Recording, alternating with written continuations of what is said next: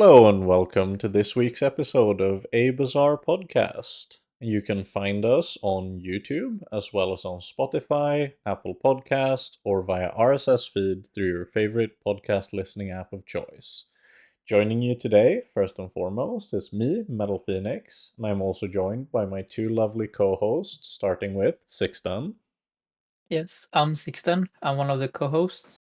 as well as Walter. This is Dangerous Experiments Walter here with my venomous injector. And finally, we have our guest of the week. Joining us today is VampireDooley. Why don't you tell everyone a bit about yourself? For sure. Thank you so much, first and foremost, for having me on here. Yeah, I'm a fairly new streamer and a huge lover of the Bazaar. Um, my main character, clearly, as you can tell in the name that I love to play, is Dooley. And I'd love to also introduce my little icon there. That's my good boy, Elliot.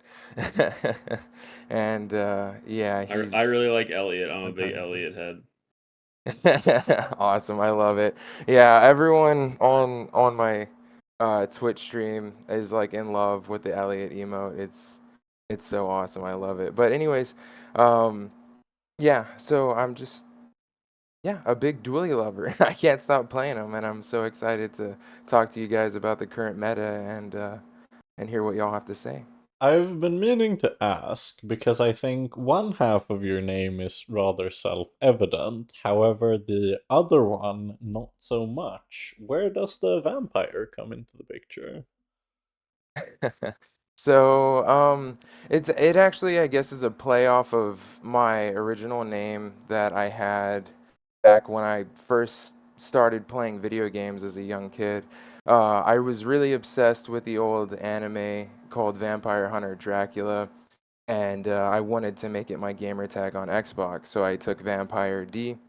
And then when I decided to make a Twitch account, I was like, well, let's make a play off of my old gamer tag and my favorite character from the Bazaar. I just kind of fused them together and made the name VampireDooley. So that's kind of the origin of it. There you go, that's quite creative. And how did you end up in the bazaar? Is it something you've been following for a long time, or did you find it recently?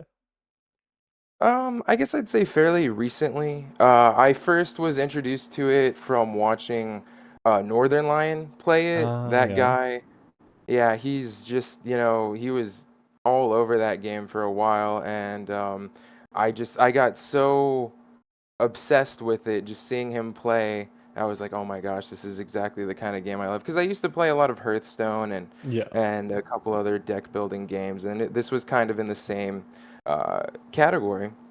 So once I downloaded it, it was just all gas, no brakes. I couldn't stop. So I've been Yeah. playing. I've been playing like a week from the closed beta. So I purchased the closed beta, played a week of it, then it opened up, and I'm already at over like 700 hours in the game. I hit legend in the open beta, and then I hit top 50 last season. And yeah, I'm trying to catch up to all my friends who have already hit legend as of yesterday. So I'm barely diamond right now. But yeah, that's where I'm at. Well, there you go. And, I think we can kind of guess the character that you might have been playing, but why don't you hit us with a bit of, what have you been up to on, I'm guessing, primarily Dooley? Yes. So when the season started, I was very, very excited for Mac. I was like, man, these items look so cool. So I went ahead and I had a surplus of gems from all the playing I've been doing, and I went ahead and purchased the Mac expansion. And I started playing him. My first couple games were a little lackluster because I I'm all dualied. Like I played a lot of Mac at the beginning of last season, but I just wasn't as experienced with You're him. diagnosed to dually brained. I gotcha. Yeah, I am definitely dually brained for sure. But the game literally, like, the first item it gave me in my first game was that new item. I can't recall The the name of Peace it. Wraith, right? Yeah, the Peace Wraith, yeah. And I tried running it like from the start, and I ended up just absolutely destroying my economy and making it not synergize with anything else because I couldn't find anything I liked with it, and I ended up fizzling out before 4 wins. So I was like, okay, bad first start, but I really, really want to get back into it and try and make his new kit work because I've seen a lot of This was friends have before success. the most recent Yeah, before hotfix, they right? Yeah. made it generate the chunk of Yeah, lead. fair enough.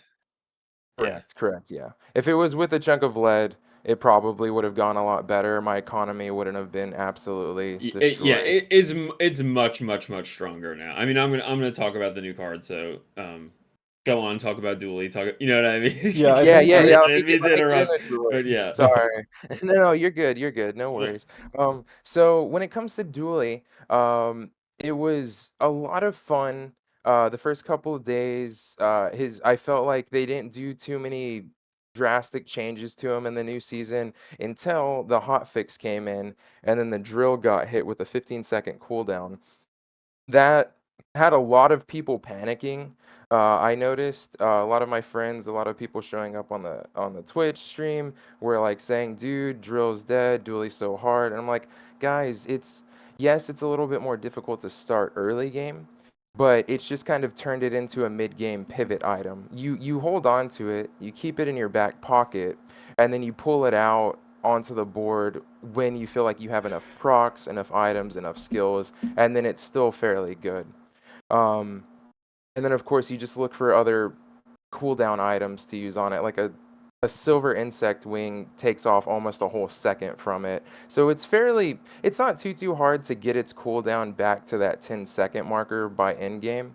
And you can still use it as it was meant to be, which is like a procking engine to permafrost with like a diamond blue beetle, or make an engine for Dualtron. But what I've been getting really into, and I can't seem to pull myself away from, is using Companion Core. Companion Core seems to be very, very good for late game dueling, and it's a core I feel like I could run all the way to the end because it synergizes so well with a Dualtron mainframe board with a couple bugs or a couple friends. Um, Especially if you get an enchant on the mainframe or the companion core itself. Dualtron basically just is the new drill, but like an insanely strong drill because you just make him proc like 5 times in under 5 seconds and the opponent's dead.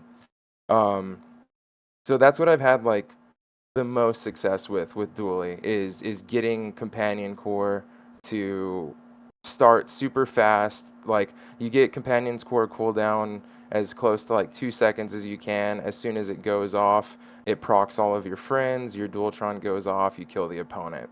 That's really the only way I see Dooley, not the only way, but one of the few ways I see Dooley holding his own in the late game in this current meta. There's also other ways to do it. You can go for a fast cooldown force field build, which is always a fun one to do. You just get your HP super high, you get your different procking items. Like usually I like to go with Uzi because I can get it to proc the force field before like a battery hits it. So it's almost like a double tap. You have Uzi, metronome, force field, battery, and then the force field procs before the battery, then the battery charges it up, it hits again. Just in case you're not beefy enough to one-shot, you're set up for a very quick double tap if you can't find bunker or upgrade your defense grid to diamond. So there's the Dualtron, there's the force field, and then there is the Railgun tech, which is what I brought up to you guys for my game of the week because I feel like Railgun has been slept on by a lot of people, and that's probably pre-core update. With the new core system, I feel like Railgun is a lot more viable, but only if you're the type of player that I am, and I'm the type of player that starts with the gold skill. I always go gold skill because it puts me in a solid direction of where I want to go in each game. So like say I get defense grid, well then I'm gonna start searching everywhere for a force field and end in a late game force field build. Say I get right eye, okay, I have 24% crit on my right side of the board. I'm gonna look everywhere for cybersecurity, railgun, some hard-hitting item that I put on the right side of the board that I could either charge up with a core or support with a critical core. So like last night, I did a perfect 10 piece with a force field because I got right eye, I got the crit core, I got force field early, I was able to get a bunch of small tech, and we just ran through the game super fast.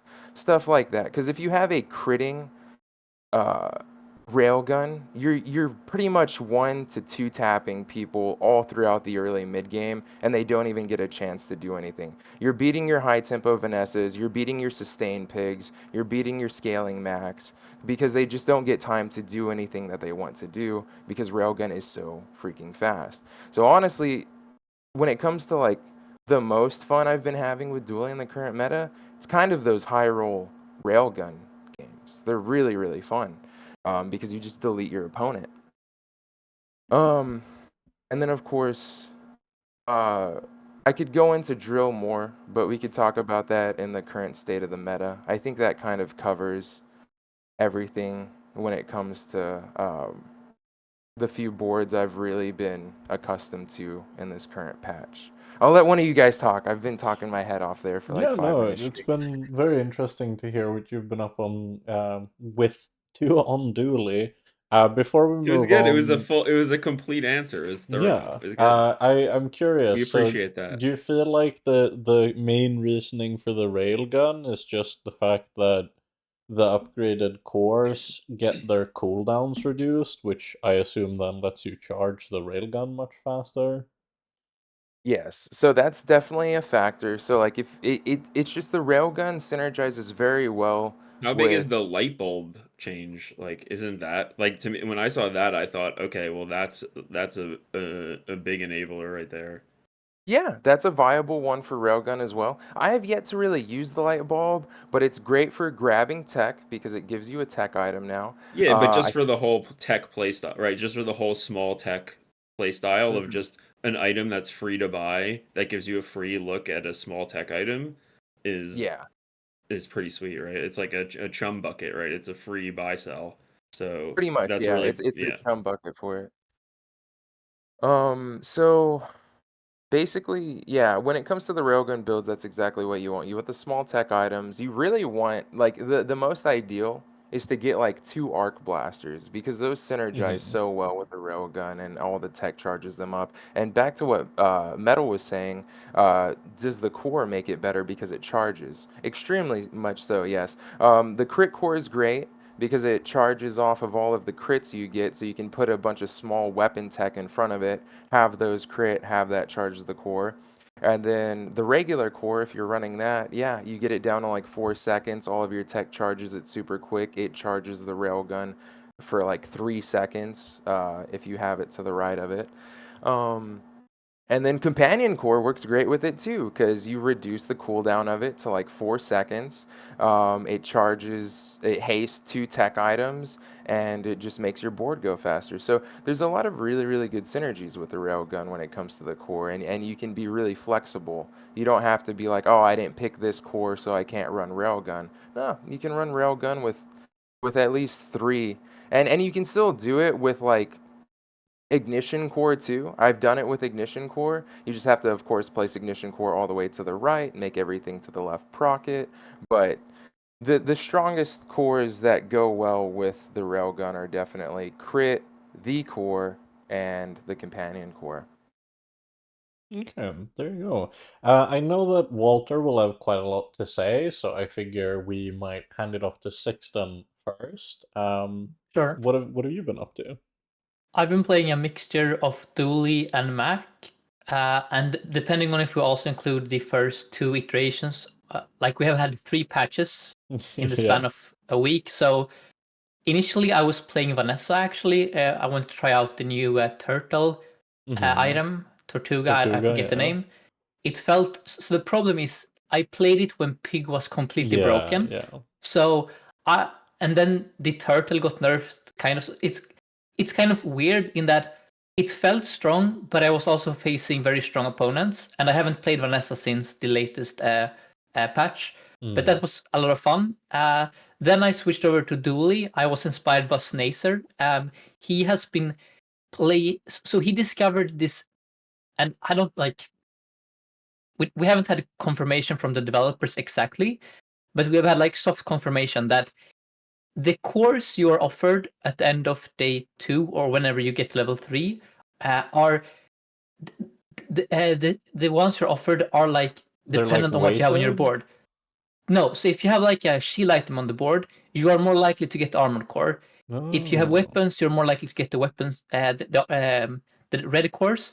And if you have burn items or burn skills, you are more likely to get the ignition core.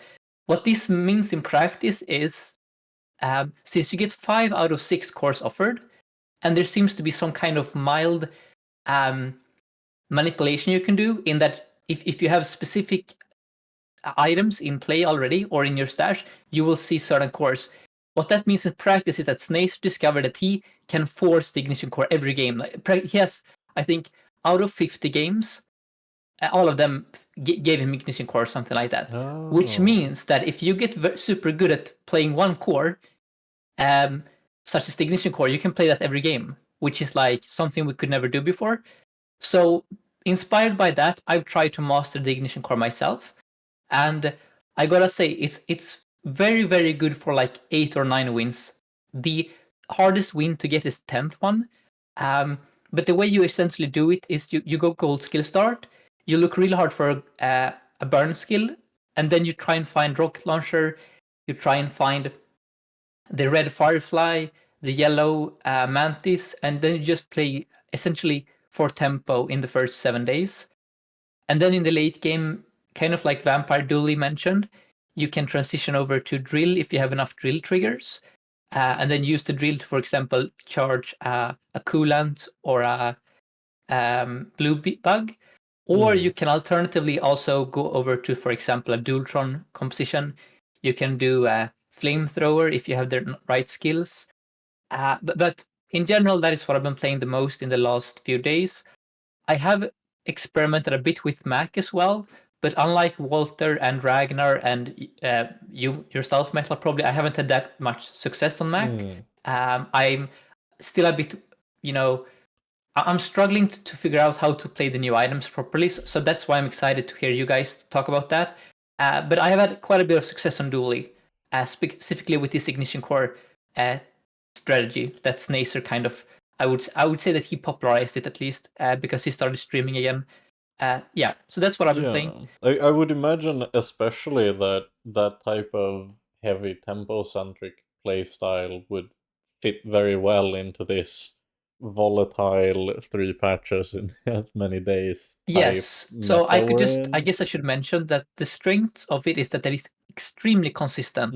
It is, practically speaking, impossible to brick with this. Like you're strong into PvE fights due to the nature of how burn works. You're strong into Vanessa.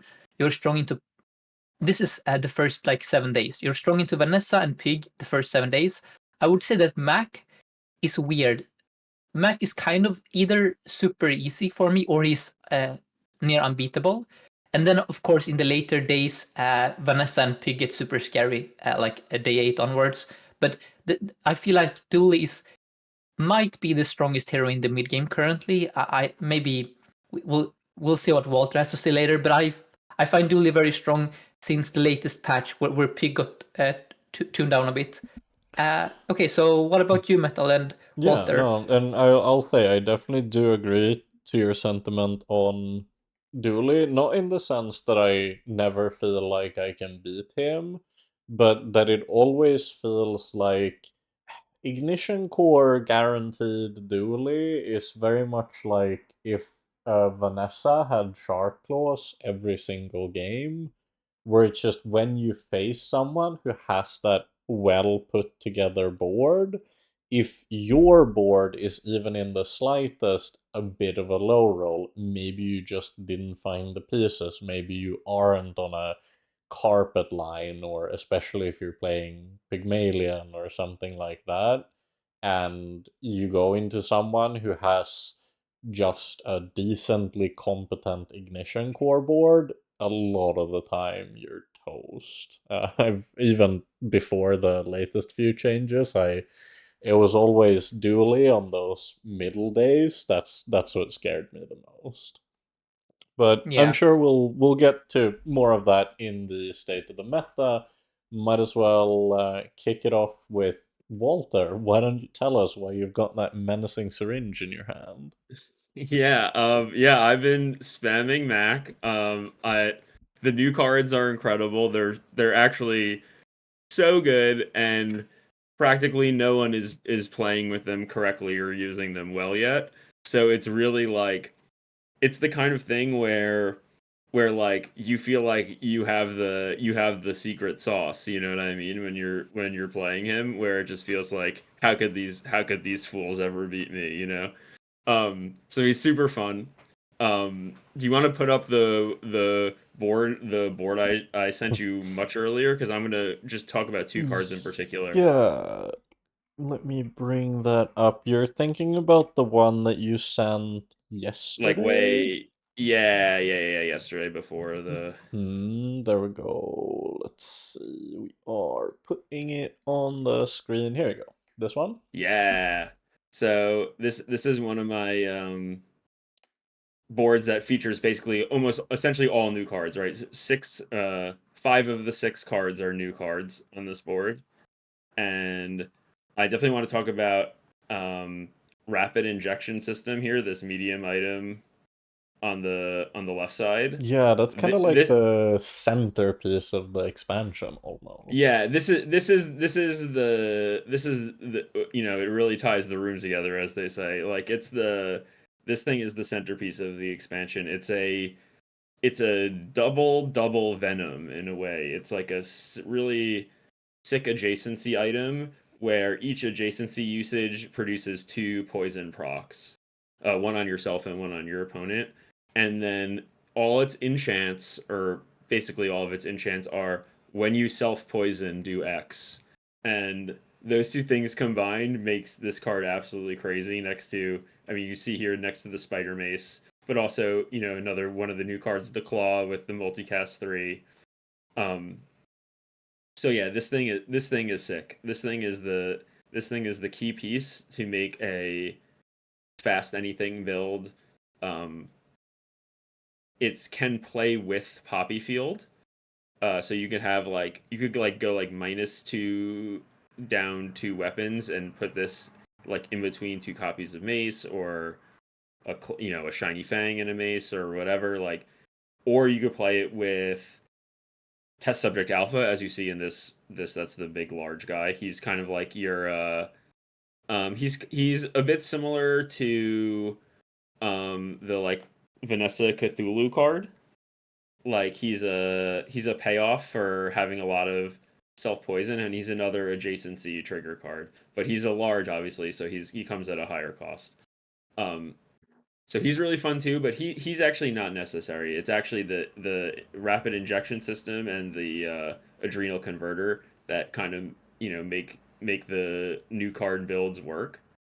And then so that's this kind of package. And then I also want to talk about the post second hotfix Peace Rot, which is a totally different card, not on this board. Which is the like destroy an item card, and it creates a lead, and you know, I don't know if you can bring it up, but yeah, Peace Rot. Here we go. So this card, if you're doing it right, if you understand the strategy, and especially if you combine it with a couple of, we'll call them unintended features of the regen skills, this card is completely ridiculous as well. You can get the regen number on like on a run where you're humming along. You can get this regen number to 300. That's 300 on a 4-second cooldown. 300 regen on a 4-second cooldown, and it has like 10x enchant. So that's 3,000 shield, 3,000 heal, 3,000 damage. I Oh my think, God. correct me if I'm wrong, but to That's crazy. me, the piece roll, I've done one run of this version of the item, and to me, it very much just felt like we decided to bring back Calcinator. It played almost Yeah, exactly the I would same actually thing. compare it to Fixer Upper. I think this card is Mm. basically like Fixer Upper before they nerfed some of the value scaling stuff. I think the reason why is that it's like you definitely like need other stuff going. Like you need a way You to need a win similar to condition. yeah, Yeah. you need a way to convert, right? Like a regen number doesn't necessarily win on its own. I mean, like you can sandstorm some opponents, but a lot of people will have a way to kill you. Mm. So you need to convert it, and so obviously there are cards to convert, but like the thing that's scary about this is that like Fixer Upper, it's really short cooldown, right? It's 4 seconds Yeah. at Diamond, and then you have Library and Pendulum in your kit, right? Yeah. So this card is really terrifying. It's I don't know. It's so good. It's like playing Pig. It's like cosplaying Pig, by the way, too. So if you're a Pig player and you want to give Mac a shot, maybe give a Peace Rot run a try if you love to move stuff in and out of your inventory. Do you want me to explain the gold skill, or sorry, not the gold skill, but the regen skill Yeah, I can also feature mention in thing? my Peace Route game, I only found the distillery like halfway through the second to final day in like a 14-day run or something. And just by upgrading Peace Wrath and sitting on like only 2 catalyst generators, so I would say like most likely that's about as much of a low roll as you can have with this item. It was Well, I still, think that's actually like a perfectly normal way to go through the run with yeah, two and catalyst it generators. still Yeah. was like trivial to get it to over 200 regen per Yeah, trigger yeah. with I the would say that's like 300 is if you have distillery like the yeah, full game starting exactly. from the So beginning. that's I meant in like quotation marks, the like quotation marks low roll is still, Yeah. and that's kind of what made me reminisce about Calcinator, how it always felt like even when you're not doing anything crazy, when you had Catalyst Calcinator, it was just big every game. And this one Yeah. kind of feels the same, where like every game it's just big. And it does the same kind of economy bullshit where it's not as insane, of course. You don't have like infinite money, but even though your piece route eats all of your chunks of lead because you're spamming upgrades on it, it'll keep generating you random like Yes, it'll silver keep and cycle. gold Yeah, and items. eventually you get diamond smalls that are just money. Yeah, Yeah, yes, you it does sell make you them. money. Like, yeah, It does make you money if you're doing it correctly, for yeah. sure. And also you can do the thing where like you can whenever you get an item that drops that's worth more than your chunk of gold, Yeah. you just eat that item and sell the chunk of gold. I So haven't it's like had it you happen, but like if you ever feed this one a legendary item, that's just 50 regen straight up. Like bam. yeah, for sure. Yeah, there it's nuts. It's really strong, and then it also combines really well with this with the okay, I keep alluding to this skill exploit. Okay, so what you can do is if you have Tome of Yahan or sifting pan. So like if you're Oh, you do it with so if you're sifting. on I the haven't thought about that. Yeah. so if you're on the catalyst plan, if you don't have the distillery and one of your catalyst makers is sifting pen, you can move the sifting pen to take up the spot on your board that is getting a regen skill, like a plus, your rightmost regen item has +6 regen or whatever. And then when you transform and sell your catalyst, um, you will get +7 regen if it's a silver sifting pan permanently. It's also Um, worth that it even works with gland and yeah, citrus as citrus, well. yeah. If you place it in the correct spot on your board to get the skill and then sell it, you will gain the full increased value of permanent regen. Yeah. And obviously it also works with Tome of Yahan, and that one you can do with distillery as well. That's probably like Yeah. the most powerful. The most powerful setup you can have with Peace Rot is Peace Rot, distillery, Tome of Yahan, and a regen skill, and that's going to give you crazy both in combat and also like start of combat regen because along with the huge number on Peace Rot, you're going to also be building up a huge amount of like starting out of combat regen that is going to be combining really synergistically with what the rest of your board is doing anyway, whether it's Sunlight Spear, Soul Ring, some library combo, some pendulum BS, what Moose Staff, like whatever you have Yeah. going that's converting your regen into killing your opponent, that's going to benefit as well from all this out of combat regen you're getting, and that's also going to protect you from that start of combat disruption coming out from the icicle, whatever, clamoro, whatever that you're going to come out that's going to come out from your opponent. Yeah. So it's a really powerful line, and it like, I don't know. Yeah. Highly Yeah. recommend the Mac. The Sounds Mac quite pack good. is so good. It's so fun. It's so well designed. Remember what you said about Zorkid about the Vanessa pack? How it's Yeah. like the connective tissue between different parts of her kit.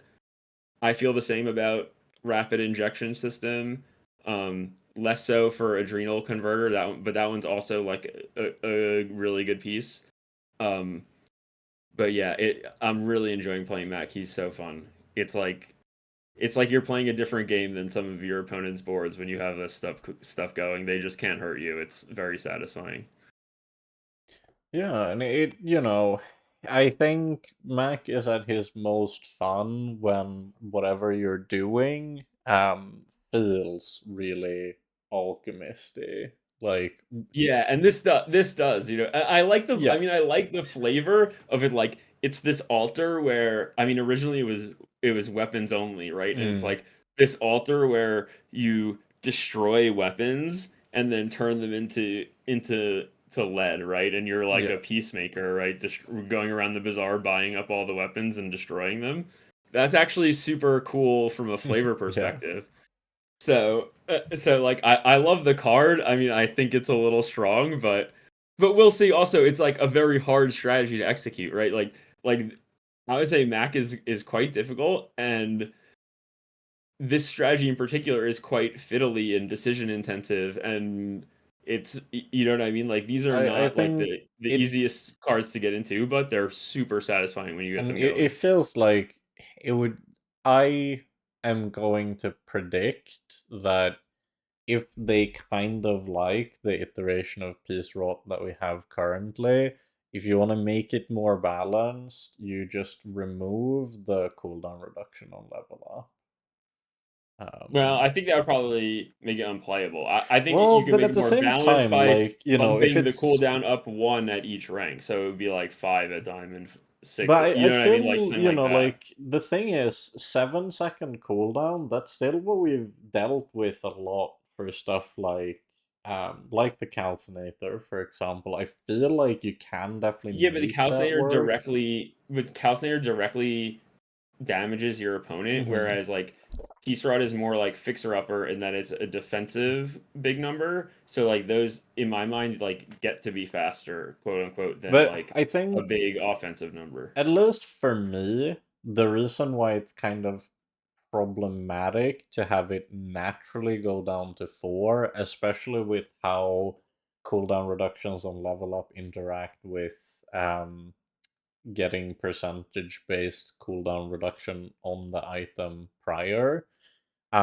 It's just kind of the fact that Mac has access to both library and pendulum, and the fact that it's kind of trivial to make Peace Rot effectively like loop and just chain trigger is what I think at least feels like it kind of drives it over the edge. Like maybe No, you I think that's reduce like a the. very end game setup, and Yeah. I don't think it's like that much stronger than what other heroes end games have access to necessarily. Like, yeah, that's really strong for sure, but like so are things that Vanessa can do, and so are things that Ping can do. Like, so I'm Right. not. I don't think it's like oh man, Mac shouldn't be able to build like a library combo that goes infinite. Well, why the hell not? Like, you know what I mean? Like, I think that just because it does something crazy in the late game, that to me is not necessarily like No, I whatever. agree with The reason that. it's scary to me is because it's like it's just it's more about the out of combat scaling speed if you're good at min maxing it. And that I think was the same with like Fixer, right? Is that like the original versions when you had access to all of the doublers were just like the numbers they produced if you were good at playing Fixer were just too high compared to what everyone else could do with their heroes.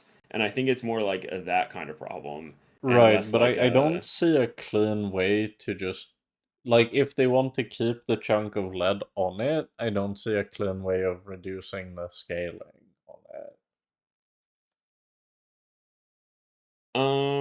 Yeah, well, that's why I suggested just bumping the cooldown up one just to make it like just generically worse that way. Like that's just Yeah. another way of nerfing it like a small amount. You know what I mean? Yeah, that's fair. But I do think in general, for me, the main difference between Peace Road and something like, well, Fixer Upper, for example, is that it's kind of an item that obviously you need catalysts, but since catalysts is something that Mac can generically get on, I think it's like 6 or 7 items at least, I feel like you should be able to fairly reliably say you will have access to catalysts. And if you have access to catalysts, the scaling on the piece rot is guaranteed if you get it early.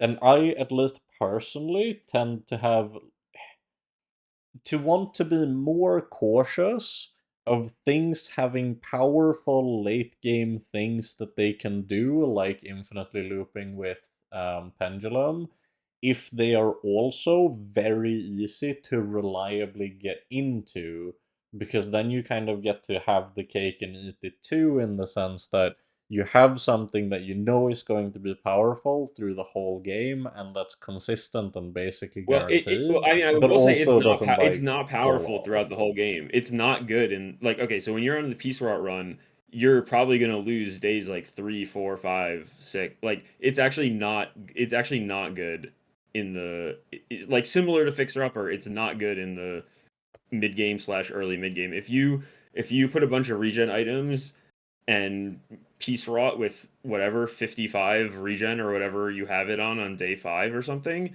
you're gonna get killed by Vanessa. So I don't think it's like the type of item where you just buy it and then sail through the whole game like 10-0. It's not. It's actually more like a pig card where you like are gonna have to tank and lose rounds early to support the fact that you're like building your whole run around At this least in meta scaling. my experience playing I mean, it, maybe you won like your it's rounds, it's a sure, but lot of like regen. It won me a lot of it it, rounds. it, it is a lot of regen, but I feel that like good opponents, if you play against VampireDooley, for example, your 55 regen or whatever is not beating their. You know what I mean? It's like But not that's kind of the racing thing, their right? 250 Like burn. a, a lot of the time, the thing that made Burndoolian stuff strong is the fact that you don't need to generate 250 burn. A lot of the time, it might be generating like 100 burn, 150 burn. But if I have Peace Wrath, I put maybe some haste on it, I ran it with smelling salts for a bit, and I'm generating 50 every 3 seconds. It's definitely possible to just out regen burn. Sure, it is possible theoretically to out regen burn. I'm telling you that an average piece rot does not beat an average ignition core on day 5. Probably And not Ignition Core, no. It does have the benefit of self-scaling, but again, that's yeah, kind I mean, of like obviously, the if you're strength that way ahead Ignition and the Core rest of had. your board is really strong too, then yeah, maybe you can win. But like that to me is not like that was true of Fixer Upper too. If you just found everything instantly, and then maybe you just win the whole like. But that's not like a. Do you know what I mean? Like that's not. Yeah, my I want main to talk issue about is the just average power. That like the how fact that it reliable is felt it on so average? easy to get into. Yeah, it's really easy to get into the strategy, but you're not gonna win the early game and the early mid game with the strategy just because you got into it early, if that makes sense. Like you still have to you still Yeah, have to play I'll the have rest of the to board. play it more, but at least in terms of the amount that I have played it, it felt really like if it's this easy to get into, then it is one of those items where if you see it on day one, you've probably already won the run effectively. No, it's it's definitely not that. It's definitely not.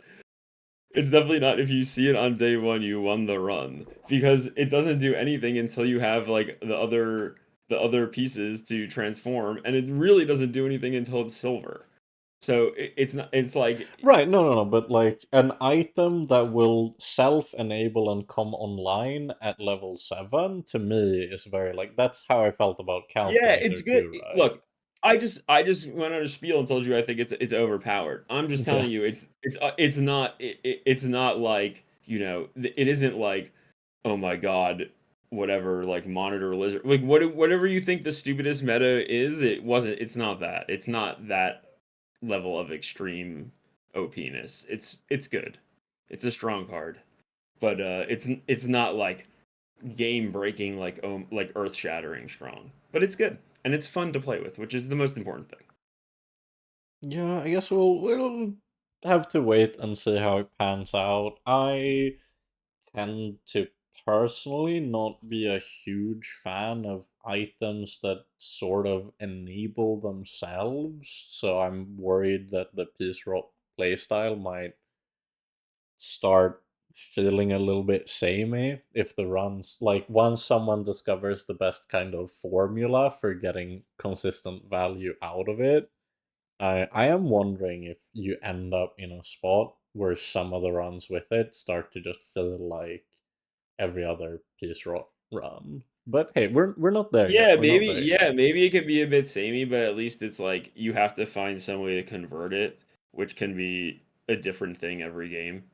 So like there's like that aspect of it, at least, where like it just doesn't just win the game by itself in the same way that like some other OP cards were functioning. Like it's more, you need to build a whole board around it. It requires more effort than just like the out of combat stuff. Like you actually have to play the rest of the game too.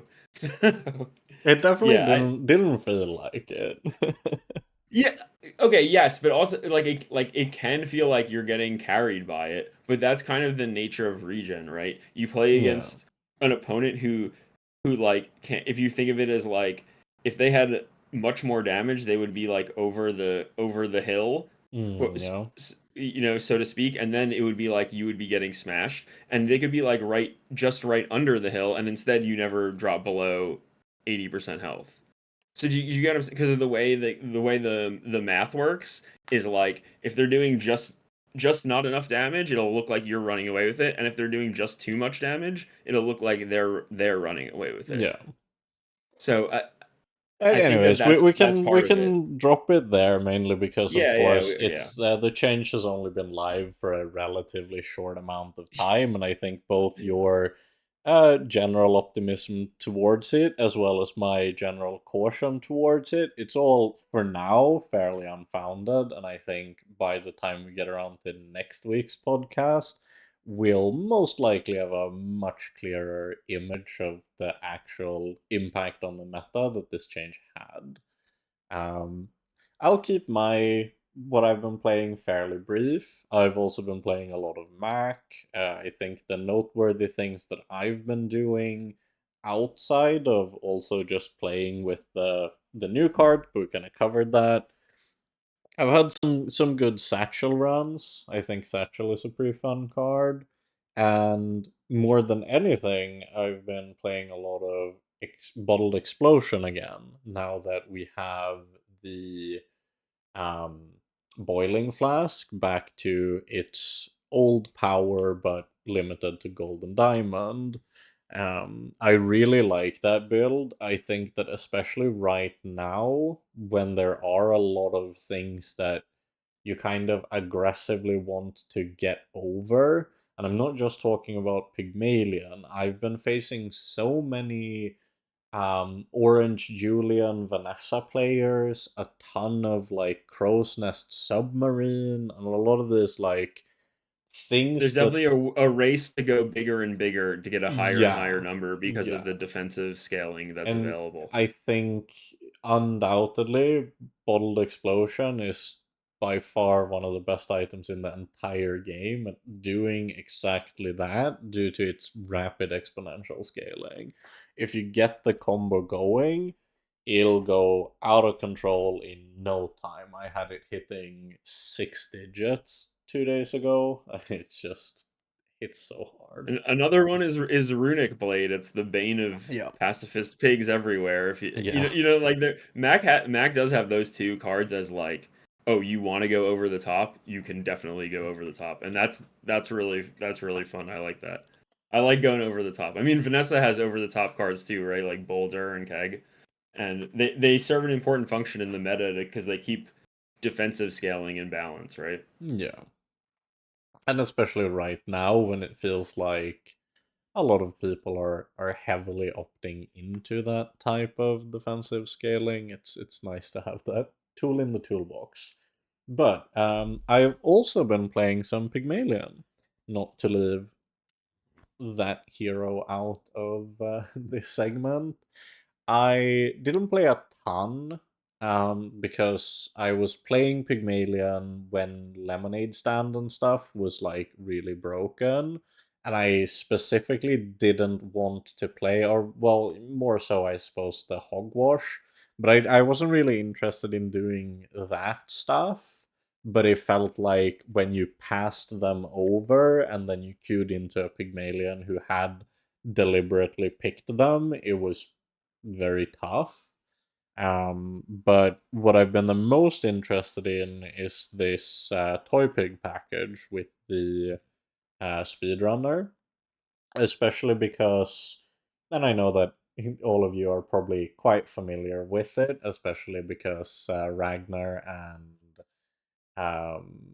Raresh has been featuring it quite a lot on their streams, but just the idea of running something like Speedrunner, Bottled Ship, and Yo-Yo, and then using that sort of core to rapidly fuel whichever win condition you settle on. You can go for the, I guess, most common variation with either drums or Jim to just buff up the JoJo itself to ridiculous numbers, which I will say I'm quite displeased with the popularity of that version for one reason and one reason only. It's brought back Caltrops.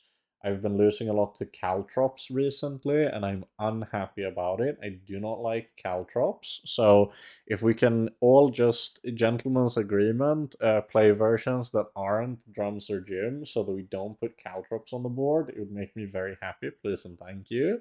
But besides that, you can use it to make a lemonade stand really fast with like an offensive enchant. You can use it to fuel a giant ice club. The sky is the limit. I'm sure like you could just find like a flamethrower, the much more honorable option than the Okay, Atlas Caltrops Stone. to Atlas Stone. Yeah, I know Rarish talked about that one on stream. I'm very curious to see if someone actually makes the Atlas Stone work at last, but if there's ever an item that could pull it off, it would be the Speedrunner. Um, as a general rule of thumb, I love, and this is kind of part of the reason why I'm not so happy about stuff like Peace Wrought or historically, builds like Femur. But I love the Rapid Injector and I love the Speedrunner and stuff like that. I like it when you get strong supporting pieces that let you play a wide variety of, you can just enable whatever you happen to find rather than everything being centered around a specific piece of your board. And the fact that Speedrunner can charge anything in the entire game as long as it is not a toy means that there is so much fun and creative stuff that you can do with it. And I have kind of been enjoying Peace Rot with Moose Staff for that same reason. I always like Moose Staff since you can, if you're lucky, like I've played Moose Staff Flamethrower. It's so fun whenever you just get some silly weapon that turns absolutely ridiculous if you just put like 200 extra damage on it. Um, I have seen some people playing like Mustafa Yo-Yo. That can be quite scary too. But I like stuff like that. I like when the supportive pieces are strong, so that you can be flexible with the win condition. Oh, but All right. I think that's enough of this segment. We can move it on to the topic of the week. And Walter, you thought it out. Why don't you present it? All right, so we're just gonna talk kind of briefly about Boreor. Boreor is the new, it used to be, I would say, I think I said previously on the podcast, Rogue Scrapper is the most important PvE Yeah, it was actually opponent in the last game. episode. Yeah, it was last episode.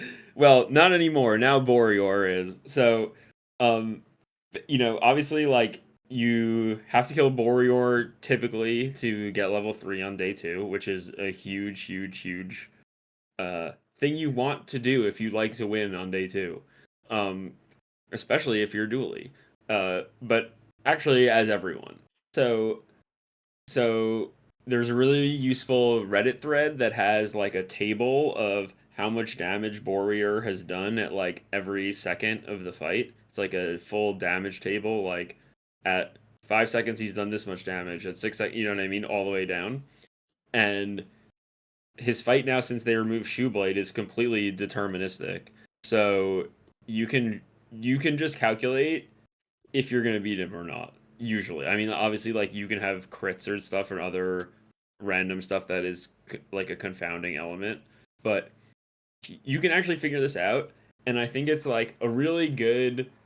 It's a really good way to reward tempo in the game in like playing for early should matter.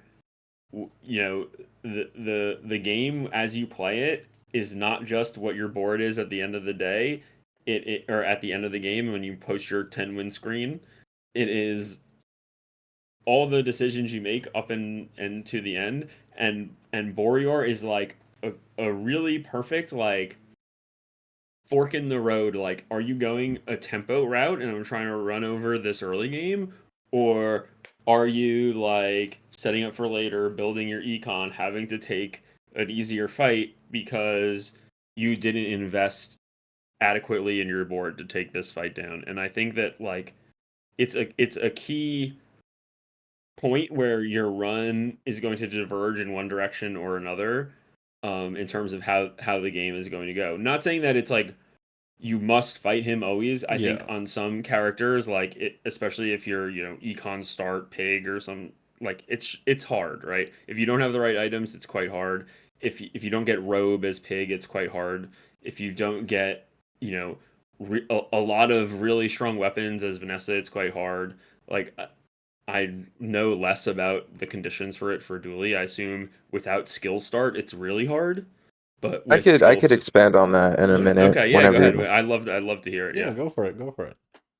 Okay, so when it comes to the Borear strats, usually, like, yeah, it's pretty tough for Dooley. The stars kind of have to align. You either need a good gold skill start, you need that 40 weapon damage, right hand, left hand, or you need a good fire skill. Another key element you need with it is blast doors. Blast doors is Dooley's best friend early mid game until your HP kind of outscales it. And the blast doors help you sustain against Borear while you either stack some fire on him or hit It's him hard almost with all weapons, right? Yeah, he is all weapons. His board is, Borear. is all weapons. Yeah. Yeah, he's all Yeah, yeah. weapons. Which So, of course but the makes cool, the Blastors very good. Yeah, go on, sorry. yeah, Blast Doors is super good on getting charged from that. But a fun little strat for everyone out there listening. I highly recommend this strat, even though they just nerfed Virus, it still seems to work if you have a good blast Oh. door. If you have, yeah, so you do like Virus, with one small item on your board and then blast doors. So your virus spreads to your own small item, which doubles the time that you'll get virus on all of Borier's stuff. You sustain with your blast door, and then he kills himself with poison. So that's one way to kill Borier. The other way is, like I said earlier, get a good hard hitting or high fire item with the blast door, and usually you can kill him before he scales up too high. But other than that, if I don't have either of those conditions, really, if I don't have a blast door, I probably won't touch Borier unless I have a very strong board that I know will just dink him down before he Yeah, I was scales up thinking on me. rocket launcher with final flame and like Mm-hmm. one cinder on it might be enough.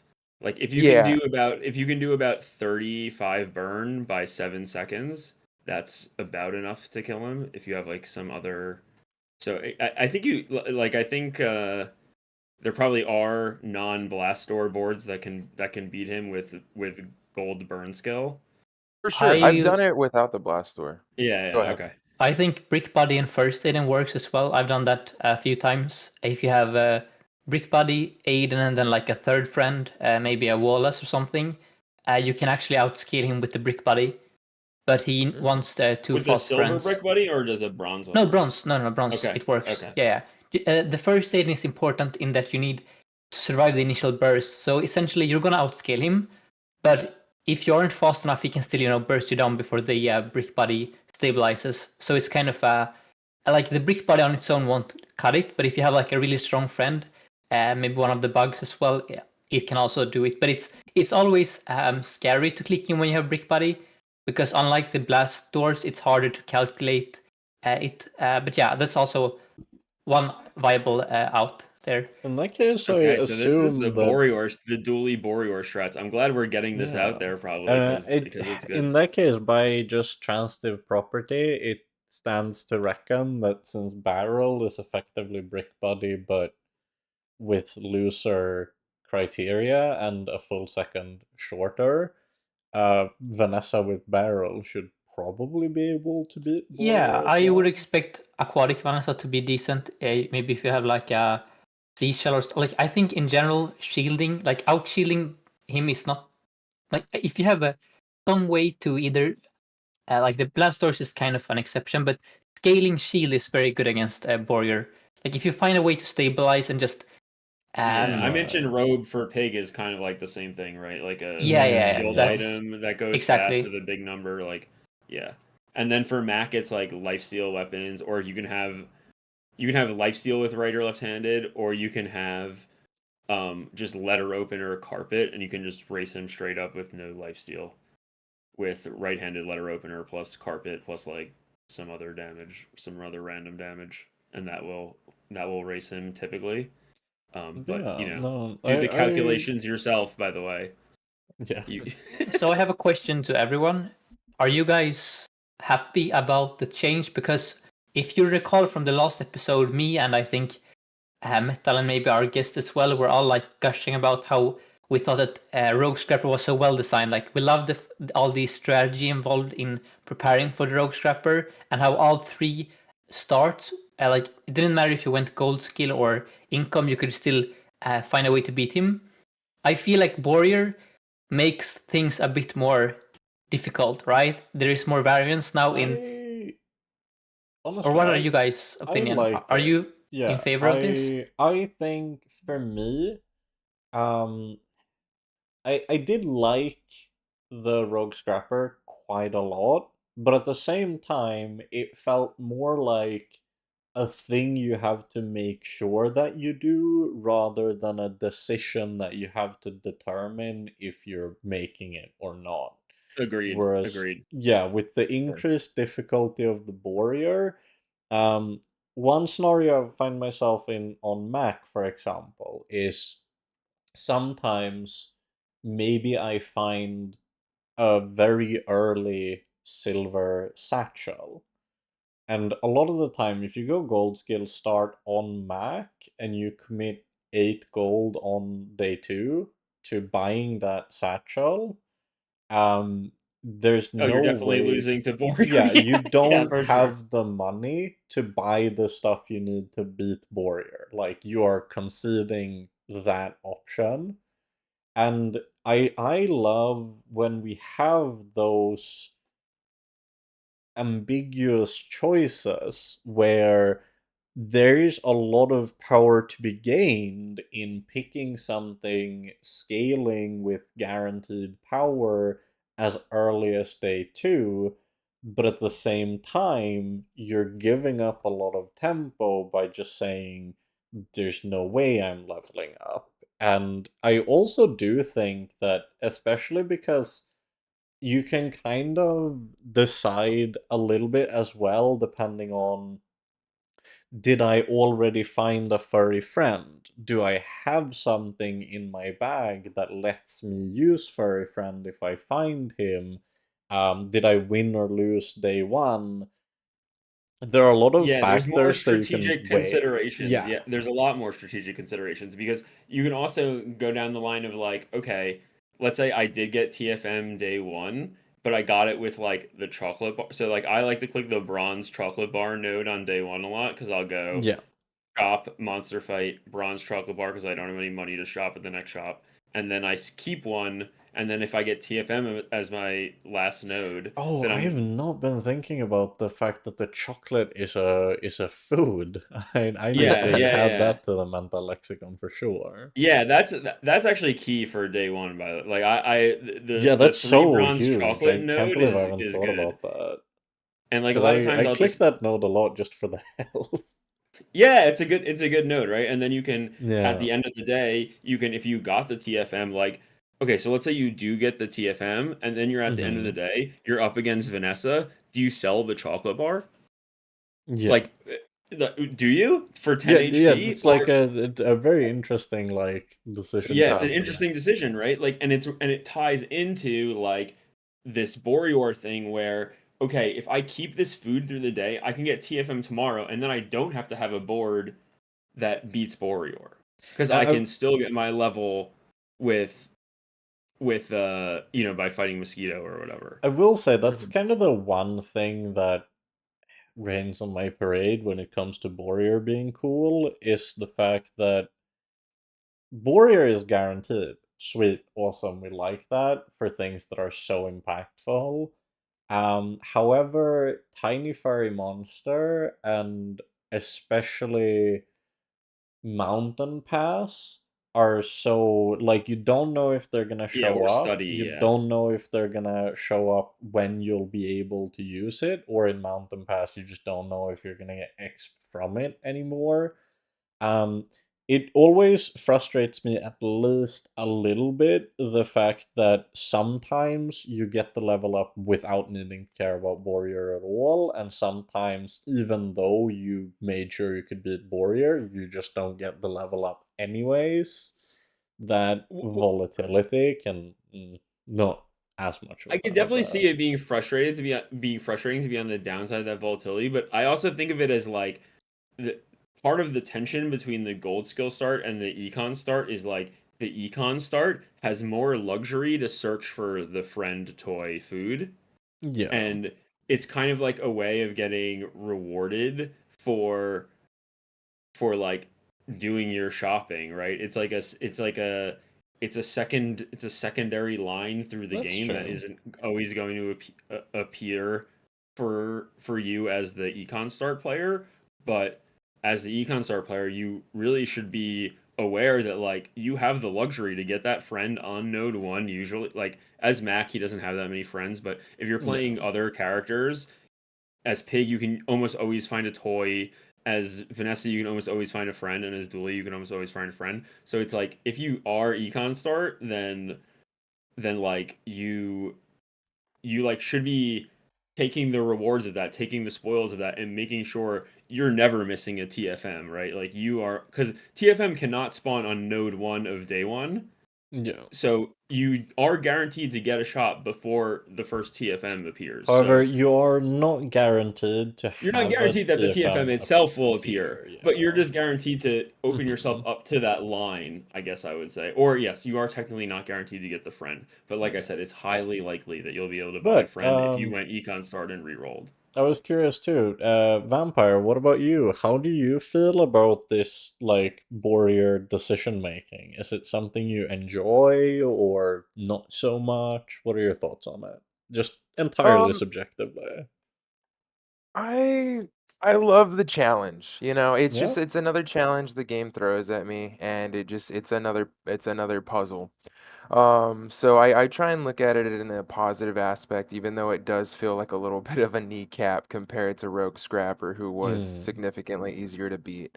Um, Similar to what Walter was saying, definitely trying to get any tiny furry monster TFM encounters set up, and especially for me, since I never go economy, I'm always skill. I try my best to set up for it as well as I can. So like, if I get an economy option like Strange Mushroom, I usually take it if I don't really like the shop that it's offering. Like if it's a 4 gold reroll shop or like our mids worth, I usually really only go to shops where I can find mid items because they're very valuable on Dooley.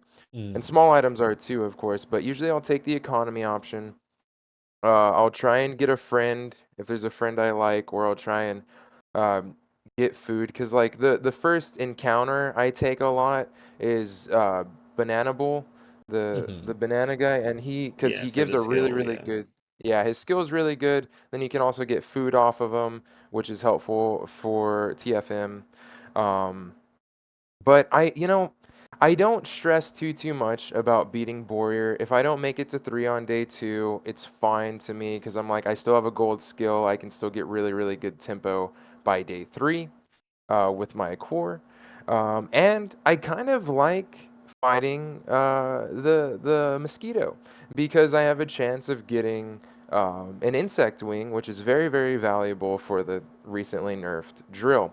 So getting an insect wing is almost more valuable to me than getting that 1 extra XP and getting the It's 3, like because a then I'll silver wing too, right? Yeah.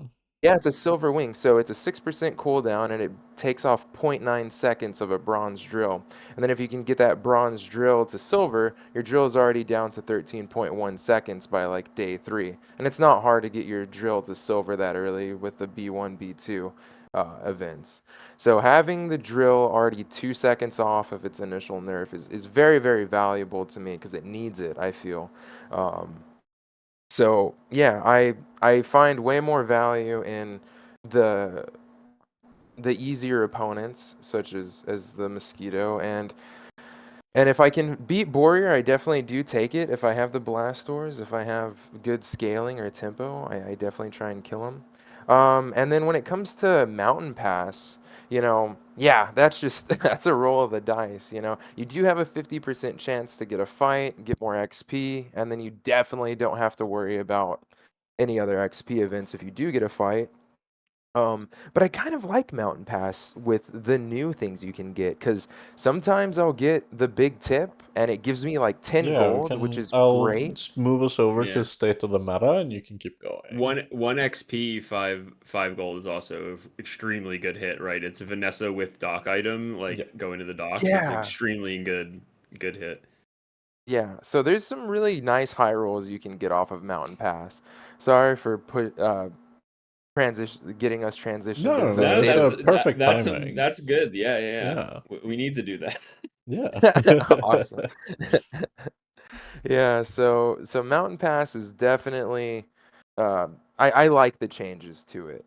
The only downside, I guess, which could still happen in the old Mountain Pass, is if you get unlucky and you get hit with the next day opponent, and it's like the strongest next day opponent, like your day 3, and you get what is he, Aquaman, Prince Marin, Oh Prince yeah, Prince Marinara, yeah. Marinara. Hydro Dude. Yeah, That's his Hydro whole Dude. name. Yes. Yeah. You get like Hydro Dude, from them, and your board just isn't strong enough yet because you're still like level 3 or something, and you don't have enough items, you're like, oh no. Well, at least I can get a little bit of gold off of him before he bursts my face off. Or if you're like day 4 and you get Flame Juggler, super unlucky roll there. Flame Juggler, by the way, guys, in the current state of the meta, he's almost unbeatable with Dooley unless you have coolant and some good tempo. The Blast Doors used to be able to beat Flame Juggler fairly like easy. If I just had some silver Blast Doors with Flame Juggler, I could just kill him because you just survive. But now with those flame buffs on him, he blasts through the blast doors, and yeah, the only way you beat him is with coolant now, for sure. Yeah, no, Flame Juggler is monstrous now, I feel like. I definitely have some games where I beat him, but I nearly lost to him with, like, Silver Lifesteal Carpet. It was barely a win. Yeah, oh, he's Crazy. real hard. Actually, what's good against him is being on a knee brace run where you just have Yes, like yes. 1200 Yeah. HP, because then his skill never activates. But yeah, he's super hard now. He's really difficult. At least they made him worth more. You know, like Yeah, at that's least true. you get more of a reward for actually beating him. And how Oh, have we been feeling about, like, where does everyone then kind of land in the meta? Yeah, what do you guys think? like character-wise, like Both the rankings and stuff. character-wise and also just, like, kind of strategy-wise, or just how do you look at the meta right now in general? I mean, Um, I can actually, I remember I spoke to Walter about this the other day. To me, right now, the meta is very symbolized by scaling. Almost yeah, every relevant board, like I mentioned, all of the Vanessas that I face have scaling boards. Basically, every Pygmalion I face, it's gotten really popular to do things like Jabalian Drum, which is another variety of scaling. Most of the Mac boards are going to do regen based scaling, and then I guess Dooley is kind of the odd one out that doesn't most tend definitely. to scale really aggressively. But because Yeah, of that, I've been feeling personally that the two things that can kind of work is if you have something, and this is mainly Vanessa because she has access to holsters especially and stuff like keg, you can sometimes just go under people trying to scale. But I've also found a lot of success, especially on Mac, with the stuff like Bloodle Explosion that I mentioned earlier, when it comes to just going way over the top in terms of what other scaling boards are doing. What do you guys think? No, I agree. It's a scaling meta, and part of that I think is due to the changes to the PV fights.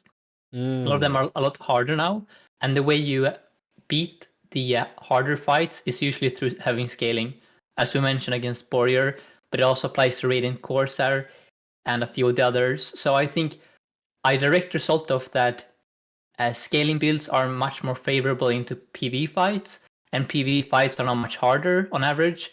Just kind of pushes out the more aggressive, I mean, the textbook opposite of scaling build would be like an ammo build, and we aren't seeing a lot of ammo stuff on ladder currently, right? I Right, think like kind it's of. also oftentimes very uh, signaled by if Pygmalion becomes popular, aggro tends to drop off a bit since it's naturally unfavored into his tendency to get a higher health pool much earlier than many other characters.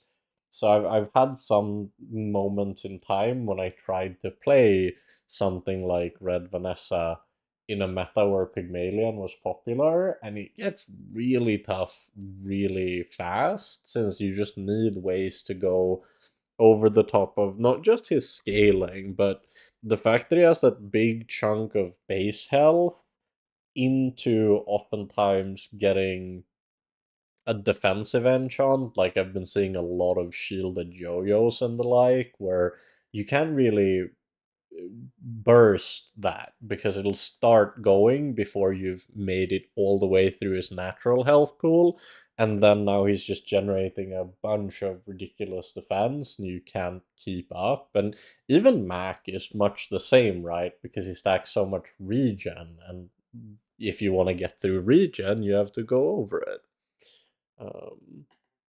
Yeah, so I think it makes sense that the Yeah, I got killed more by a boulder today for my first time in right, weeks. yeah, Actually, yeah. That's yeah, funny. like I mean, it's true. Like Vanessa does have some nice stuff to counter scaling defenses. Like you mentioned, the um bottled explosion is a good one. I think Dooley technically. I mean, what would it be like? Crane is like your card that's supposed to go over the So that's top. I a It's good. not actually did super. It's that. not super Oh, you good, did but that. if you, I mean, it's good if your opponent is a pacifist pig, right? Like Yeah. it does counter. It still does counter like Yeah, the stuff it's supposed to I counter, was but actually pretty curious, Vampire. You said you've been playing Railgun, and we'll talk about that a bit at the end as well. But in your experience, how does Railgun fare against these defensive boards? Can you burst them quick enough, or do you have some method of solving scaling to the point where you can outlast them, or is it just an outright bad matchup?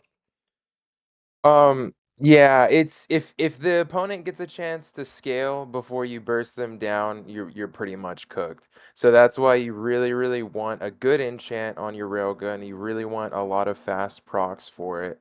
Um, yeah, you're gonna lose for sure against those super beefy pigs, and those fast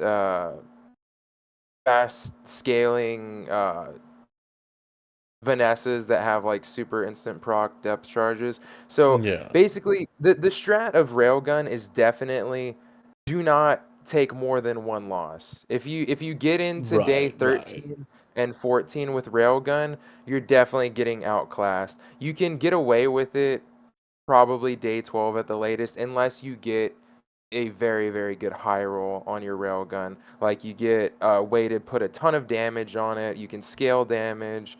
You can apply a ton of burn or a ton of poison to them very quickly, and then you hope that that amount of burn or poison you've done on top of the intense railgun damage kills them before they can scale up. Because yeah, it's really Dooley is the odd man out in this current meta. He does not scale very much other than the ignition core. Um, I don't see a lot of other scaling builds other than trying to scale fire with him.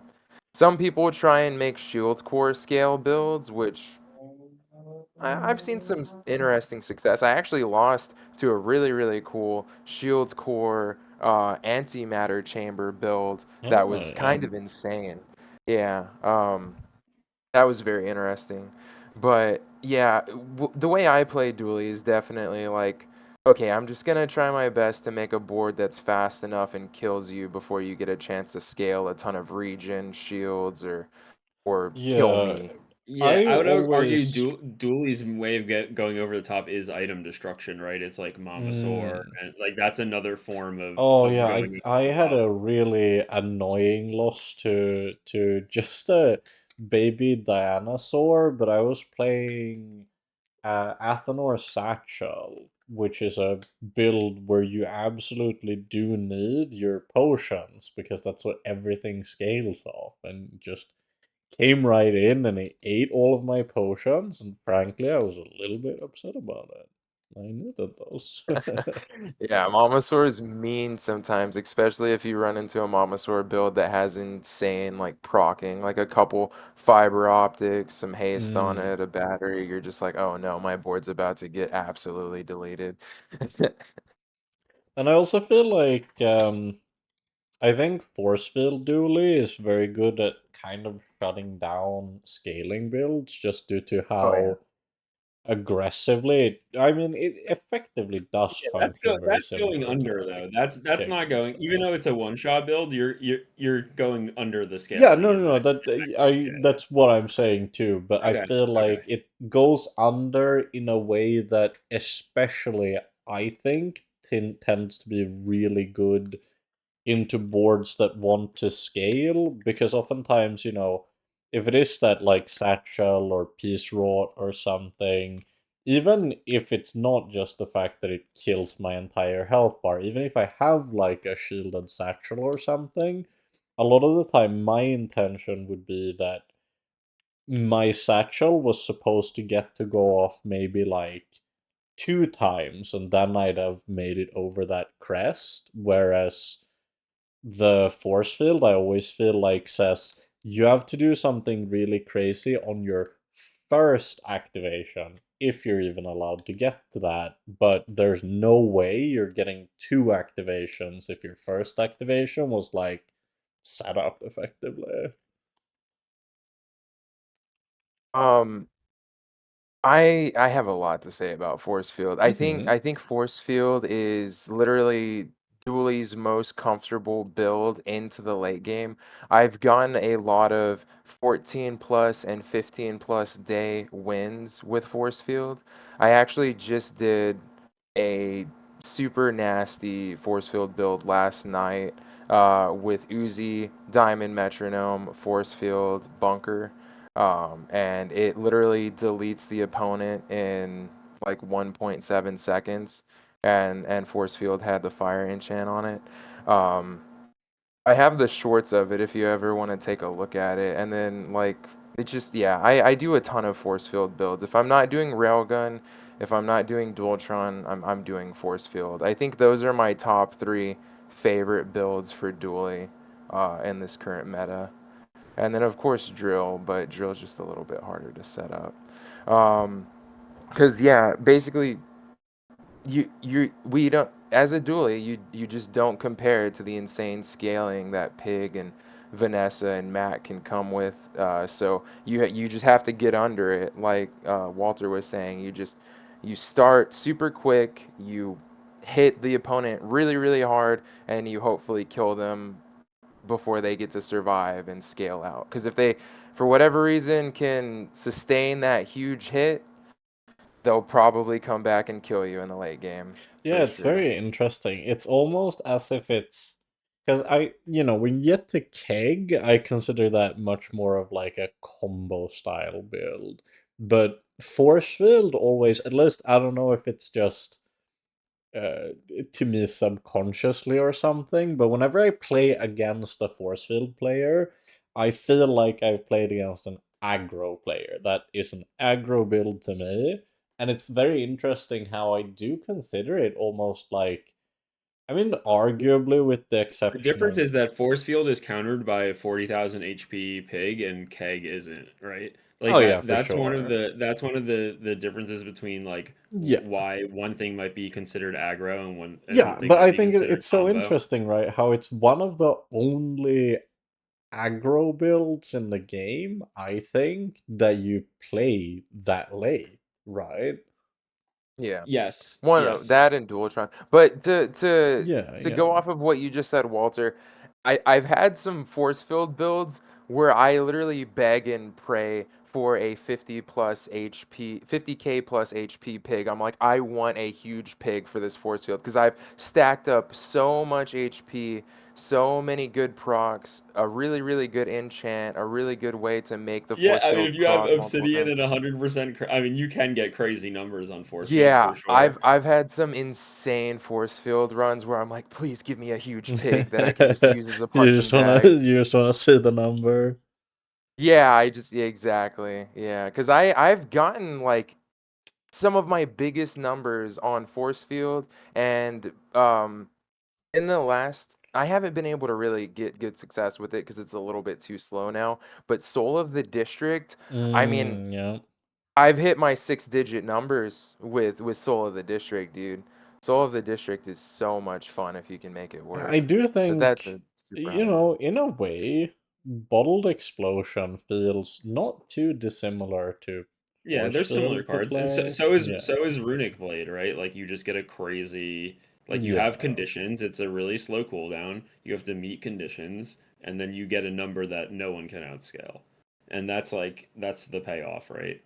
But So especially, I think, too, how comparatively to some of the other stuff. Like, one of the things that makes Keg strong is that it's very hard to disrupt through traditional means, and instead it's vulnerable to specific counters, like having tents, for example, having a way of resurrecting yourself. I've never ran into it personally, but I imagine Memento Mori on a regen build, for example, could probably give you issues. Whereas whenever I look at stuff like Bottled Explosion or um, Force Field, rather than being vulnerable to any specific stuff, in the same way that aggro boards are vulnerable in the very early game to generic disruption, that's always kind of the thing that I'm scared of in a Bottled Explosion build, right? I'm scared of start of combat Clamra, I'm scared of icicles, I'm scared of um that kind of Yeah, stuff everything is slowed much and more frozen before you so. get to do everything, and then you die before you're casting it. Yeah, like that's the typical counter. Yeah. No, it's definitely interesting. It's interesting how there are so many different phases to late game builds, I guess. It's the kind Oh yeah. of takeaway. But I think that's a good spot to transition us into, since we have been talking a lot about Railgun. I'll move us over to the actual board of the week thing. You had this Railgun board for us, Vampire. Yeah, I think this one, I've had a few of them, and I guess I picked this one because it kind of gives a good example of like how you can take it past day 10. Because even though this says a 10-win perfect victory, we Oh still yes, lost in a really day. it's a Arkan win, right? Yeah, it's an Arcan win. So we went past day 10 with it, but it still fared well into the late game because just the items here work so well. As you can see, there's companion core up there, so you don't need the core, you don't need crit core to make a super nasty railgun build. You can get away with it with companion as well, because companion's tech, and companion can speed up other tech items. Even though we don't have friends that charge it, who cares when it's cooldown? I think my cooldown was sub 4 seconds on that. Let me see the skills right there. Yeah, and you'd Yeah. also have the perma haste, of course, through the means of the GPU, since the companion core will haste the GPU, which will haste the core, and then it's still gonna Correct. go off Correct. every 2 seconds. Yeah, so lots of really really good synergies on this board here.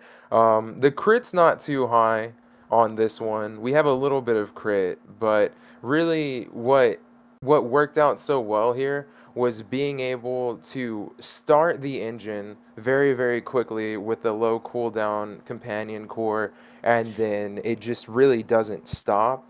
And for like it hits like 5 times rapidly. Hopefully you get 1 or 2 crits in there, and then the opponent has at least over half of their HP shredded off in the late game, and then you have a ton of fire procs on them, and that should just clean them up before they get Right, a and chance to for resist. just I forget to do this sometimes, but for any audio only listeners, it's a Dooley board with from left to right. It's a Nitro Diamond Companion Core, Gold GPU, Obsidian Arc Blaster with a regular Arc Blaster as well, and then a Fiery Diamond Railgun with a battery. So it's definitely interesting to see both, as you said, later than day 10 railgun build. It's that copying of the arc blaster that you talked about in action. And it's also, I don't know, I don't think I've ever seen a companionless companion core on a 10 win screen. Yeah, that's pretty interesting for sure. I was really really excited to run that one. I was juggling this one up with a super awesome uh Dualtron build I had going too, but I feel like Dualtron's a little bit more common in the current Yeah. meta with him. So I was like, let's do this one. It's a little bit more off meta. You don't see Railgun really get a lot of spotlight as of late because I know back in the day it used to be like, and this was before I even started playing, but apparently it came shiny, Yeah. and that just There was sounds. a patch where Railgun was the best build by far for Dooley, and it was really good, and it was And I quite think it was oppressive too. especially just the fact that they buffed the damage on it when they removed the multicast, but the fact that it double charged, and on that patch, Arc Blaster charged itself as well. So Yeah. the fact that the railgun went off twice, giving 2 charges to your Arc Blasters, but also 2 charges to your core, usually. And You guys are then, forgetting the most just broken thing about it. It Yeah. charged itself. It literally charged itself at 4 seconds when it went off. Yeah, I think That's so. insane. Oh, I No, I it didn't definitely was whenever remember you use a that. tech item. I'm fairly certain because Oh. it wasn't intuitive that it did that, but that is why it went off so fast. Part of it. I could be Right, wrong, gotcha. but I'm fairly certain that that is something that wasn't You clear when we. definitely played because- it more than I did, so I Yeah, so wouldn't be basically surprised when if you're it came right. out, because it was reworked, when like me and Rarish, we read like the patch notes, we were like, okay, Railgun looks pretty strong. And Arc Blaster also looks pretty strong. But neither of us realized before playing with it ourselves that it actually self-charged. And that is what kind of just made it completely broken, especially because of the multicast. So it's been nerfed very hard, put it that way. But yeah, I could be off on this, but I believe it self-charged when it had multicast. And yeah, silly item back then, for sure.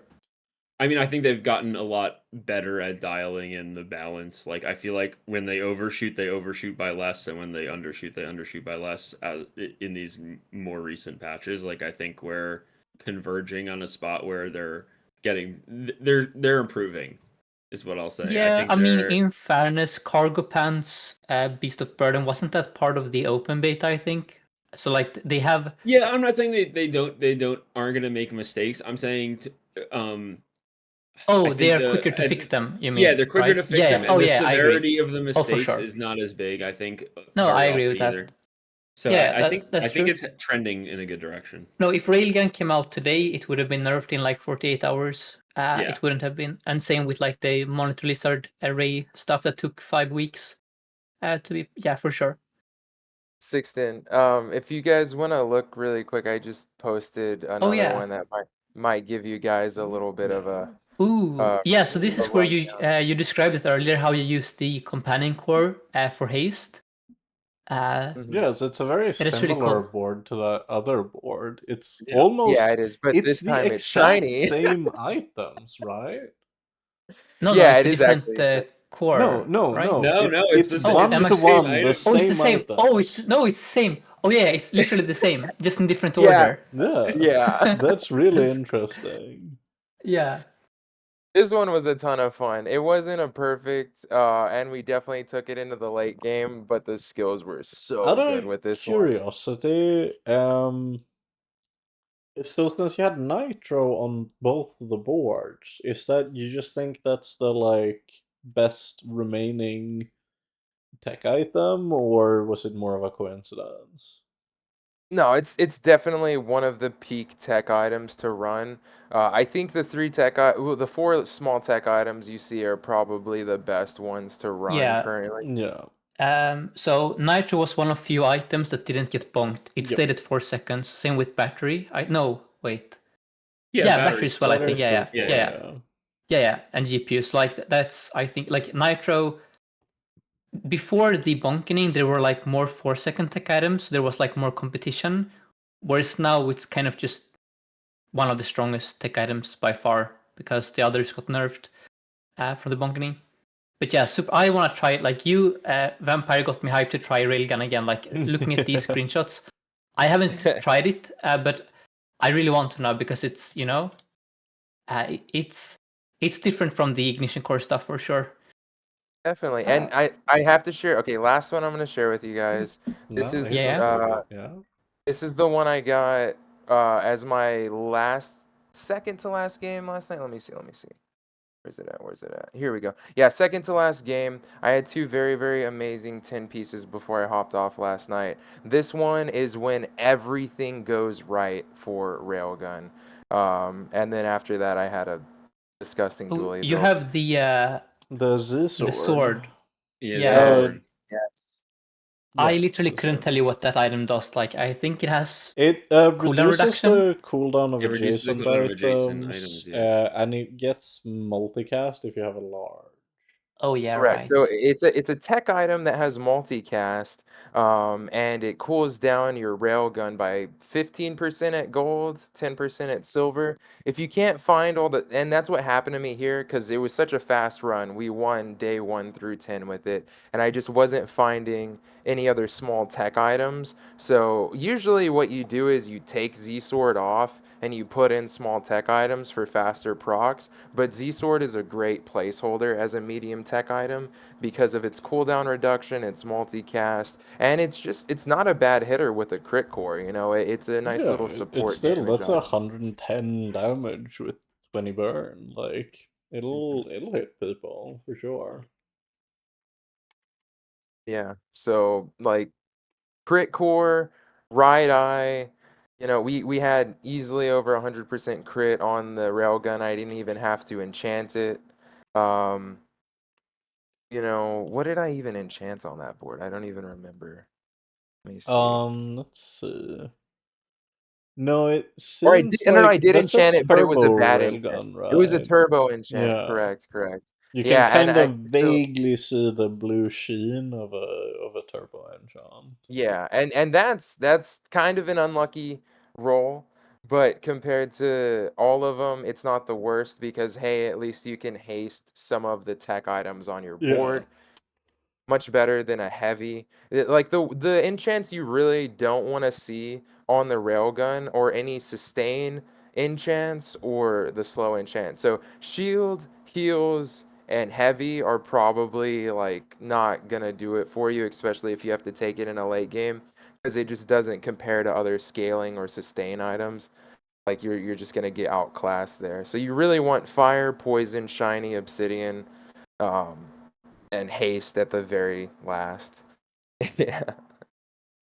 So, but thank you Thank you so much for showcasing those wins. I'm sorry for throwing so many up at No, you no, it's guys. No, it's great okay. to just I like that you're getting wins at the railgun. I mean, yeah. this you're right that it's a very slept on card right now. I would say I think I don't know Yeah, when I the last think this time is I the faced first it. time we have had the railgun on a board on the podcast. So like this Yeah, is new territory. I think it's especially like I always try to drive home the point as much as possible for anyone who wants to get better at the game. That at the end of the day, as much as we talk about what we think are the theoretical best things or like which strategies you might be able to force or what have you, time and time again, it's been shown that some of the most successful players are the ones who just manage to make whatever they find work. Because at the end of the day, having that flexibility and being able to just see an angle where it's like, hey, if I go for this railgun here, I can just clock out a 10, that's a 10 win. Whereas a lot of the time, if you get too caught up in trying to chase some theoretical board, it can leave you a lot more at the mercy of RNG, effectively. So I think it's great. It's a huge benefit of having a podcast with this kind of format that we get to see so many perspectives and so many different builds because it's such a knowledge-based game. Like every single thing that you learn just opens up new possibilities for things you can do, such as winning with Arkan's ring on your board. Why don't you? Why don't That's you? just the Yeah, that's the Walter. Walter had to get in the style yeah. points. This is my Arkan's ring perfect. I love it, bro. The aura right there. You're just like, yeah, bro. I had It's to the do it to ring. him. Yeah, kiss the ring exactly. No, that should be the quote. Yeah, for sure. So it's left to right. We have Arkan's ring on the board. We have a runic potion, It's a restorative. What's that item called? Something injection. Oh man, I Oh should know it. wait. I should know it. I said it before. I said it before. No, it's not the injection. I'm beating you. Something dose, right? Dose. Venomous dose. Is that right? Venomous dose. Let's see.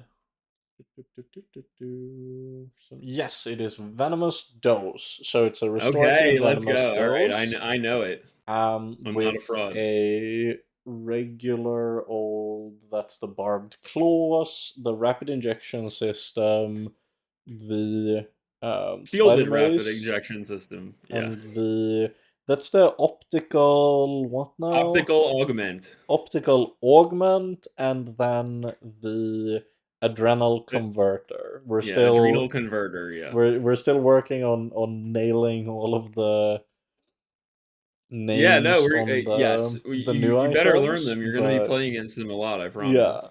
And I think, correct me if I'm wrong, but I look at this and I see most noteworthily, because I think optical augment has its spots, but it's not the most.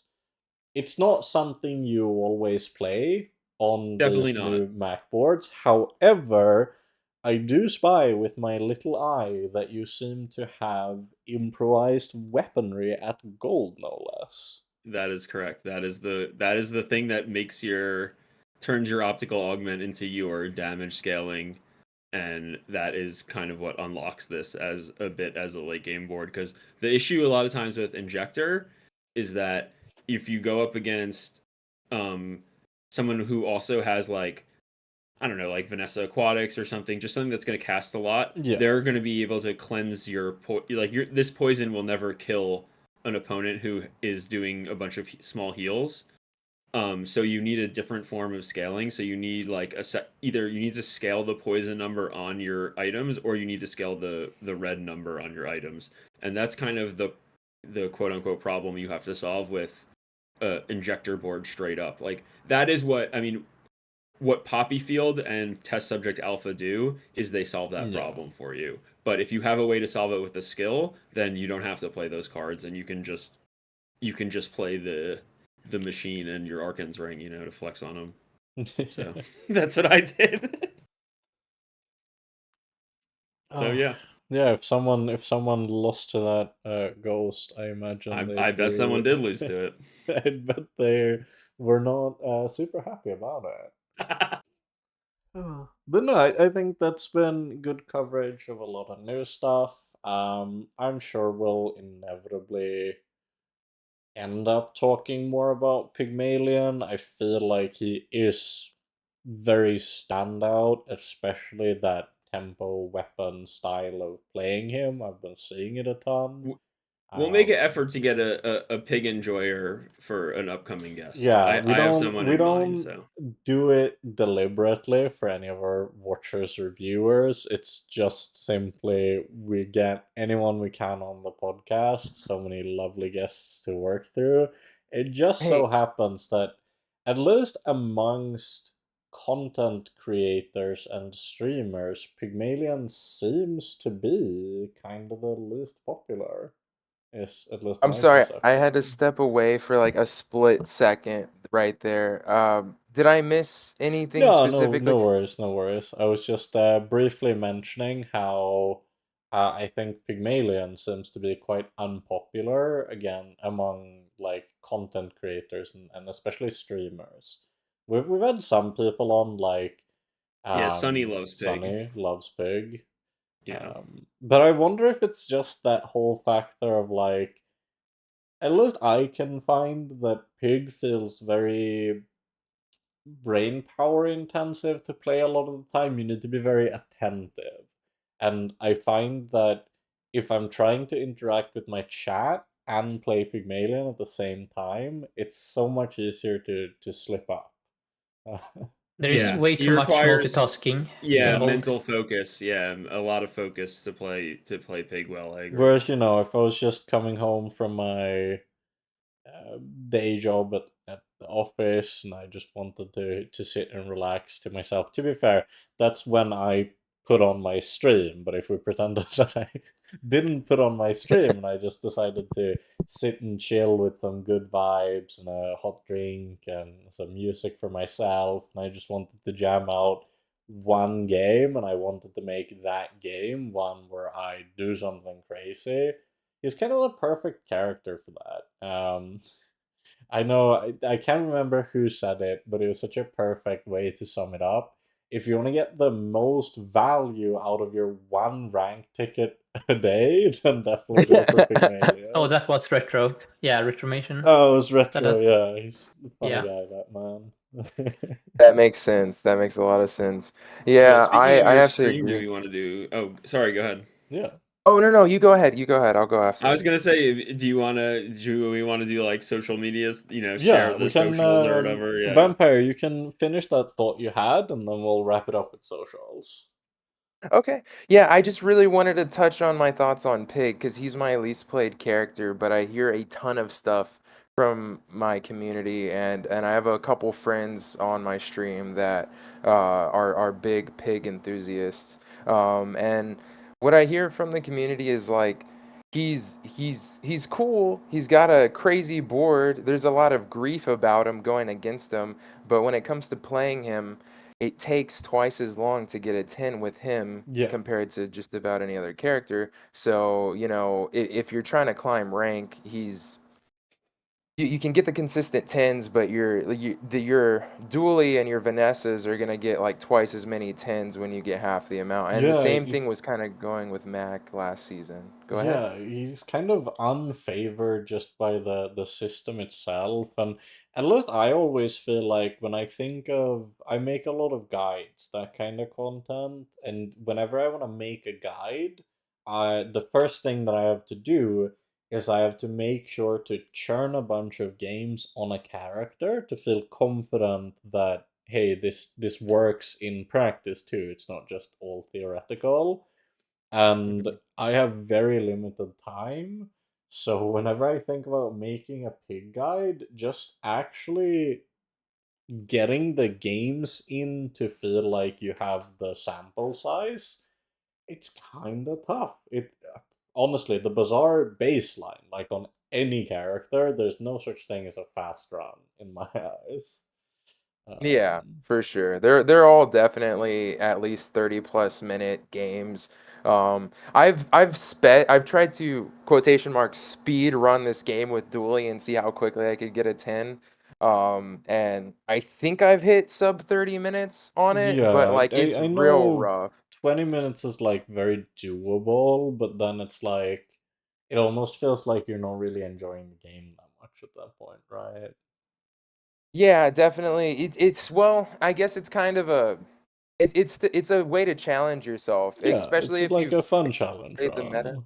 Yeah, like you've gotten so used to your character, you've mastered the current meta, you know exactly what you want. Okay, now that you've done that, let's see how fast you can get a 10 piece with Yeah. it. That's kind of like what my streams evolve into by the end of the season.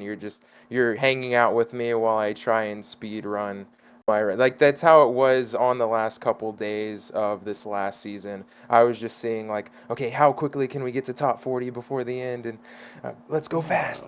Yeah. I, Not I not I was a bit to bored by the very end too. Yeah, I was memeing yeah. around, just doing whatever. Not to go on too much of a tangent, but I know I've mentioned it before. I think a lot of people are probably quite looking forward to. I'm hoping maybe the leaderboards can be a way of valuing other metrics than just the current ranked system. Because if you were trying to go for, say, like, imagine if there was a win percentage leaderboard, but you had to play 100 games in a season to qualify or something. Like there was some kind of baseline threshold. I could imagine that a really skilled pig player might be able to put up some crazy numbers if Oh, definitely. the time constraint wasn't so much of a handicap. Yeah, win percentage is something I kind of just threw out the window because I'm more focused on tempo, getting games in, getting Mm-hmm. fast wins at 7+, especially with Dooley. You're gonna get locked out of so many 10 pieces if you get pushed in a late game, just because you're outclassed with a lot of late game Yeah, builds and from that's Pig and especially Mac. right, like if you feel like going for a rank, like you gotta go Yeah. fast. Yeah, exactly, for sure. Okay, but Um, well, yeah. I think we might wrap it up there. Why don't you start us off, Vampire, with where can people find more of you? Yeah, thank you so much, Metal. So you can find me every day, all day on Twitch, VampireDooley, Twitch TV. And then I also upload a lot of short form videos. What I like to do is record the last fights of every 10 piece I have, and I post it up on Mm. YouTube. So you can look me up at VampireDooley on YouTube. I also put shorts up on TikTok and Instagram as well. I just started doing that. As soon as I upgrade my PC, I'm going to start doing longer form videos, and I'll try breaking down the runs from start to finish. It's just right now recording and streaming is a little bit too strenuous on my current rig. So yeah, keep an eye out for the longer form videos here in the future. But I think that covers it. Okay. Last plug. The Discord. We have an awesome community Yeah, of okay. really smart Dooley, Pig, Vanessa, Mac players. Everyone's super friendly. If you're a new player to Bazaar, please feel free to come check out the Discord, the Vampire Dooley Discord. There's a ton of really nice people that would love to help you guys out and discuss board theory. It's a lot of fun. Okay, that's it. I'm done. Deal, deal. And what about you, Walter? Where can people find you? You can find me lurking around. I'm on various discords of streamers. I'm in the chat waiting for someone to to say something that sets me off, and then I'll go on a multi-line tirade about the rank system or about bees or whatever. Yeah, and Sixten. Yeah, I'm not currently streaming, but when I am, you can find me on Twitch at 2610. I have the same handle on YouTube. I'm planning to make some educational content, kind of like metals in the future, hopefully for Dooley specifically. And then I also have a Discord server you can join if you would like. What about you, Metal? Where can Yeah, people find you? I stream on twitch.tv/MetallFenix, 2 L's and an F, same as you see on your screen and in the description.